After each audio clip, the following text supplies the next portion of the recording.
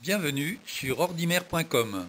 Nous allons voir comment télécharger et installer le logiciel de mot de passe Save in Cloud. Pour cela, je vais utiliser mon navigateur, ici Firefox, que je lance, et dans la barre d'adresse, je tape l'adresse du site saveincloud.com et j'arrive sur la page d'accueil qui est en anglais, mais pas de problème, c'est une page très simple. Ici, j'ai les trois petits traits qui sont le menu qui me donne accès aux différentes commandes et je vais tout de suite à Download et j'arrive au bas de la page sur la présentation de toutes les versions à télécharger. Et alors l'intérêt de Save in Cloud, c'est qu'il est multiplateforme.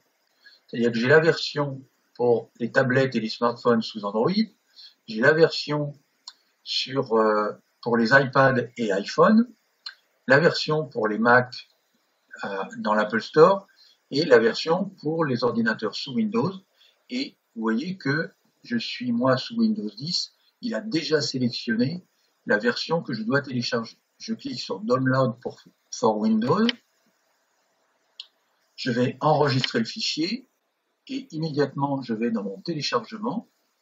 Le téléchargement est terminé, je peux fermer mon navigateur et maintenant je vais aller dans mon dossier de téléchargement où je vais retrouver ici Save in Cloud. J'ai plus qu'à faire un double clic sur l'exécutable qui est là et l'installation démarre. Je fais suivant, j'accepte les termes de la licence, je fais suivant, suivant. Là, il me propose de l'installer dans le dossier des programmes, je ne change pas, je fais suivant et je n'ai plus qu'à cliquer sur Install. Dès que l'installation est terminée, j'arrive sur cette page-là qui me précise que Save in Cloud a été correctement installé. Je n'ai plus qu'à cliquer sur Finish et immédiatement, j'ai la première fenêtre du logiciel qui s'ouvre et qui me propose de créer une base de données de mes mots de passe selon deux hypothèses.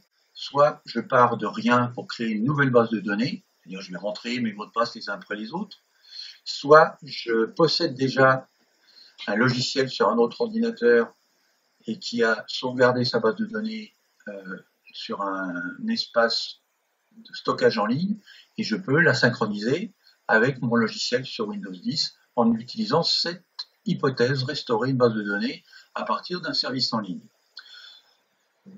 Nous venons de découvrir comment télécharger et installer Save in Cloud. On va voir dans la suite comment se présente le logiciel et ensuite nous verrons comment saisir ces mots de passe pour les stocker sur Save in Cloud.